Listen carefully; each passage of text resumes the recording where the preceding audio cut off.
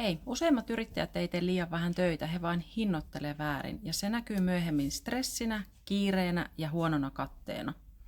Moni yrittäjä yrittää ratkaista kannattavuusongelman hankkimalla lisää asiakkaita, mutta jos hinnoittelu on väärä, lisää asiakkaita tarkoittaa usein vain lisää työtä.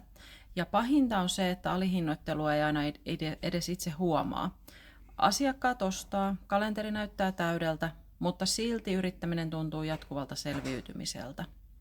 Siksi loin Oikea hinta-ohjelman. Se auttaa yrittäjiä rakentamaan hinnoittelun, joka perustuu kannattavuuteen, ei pelkoon, arvailuun tai kilpailijoiden kopioimiseen.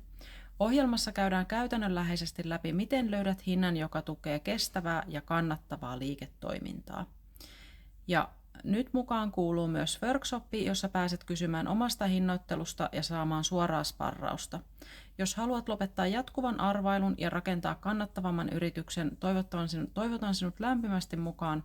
Tervetulleeksi Oikea hinta -ohjelmaan.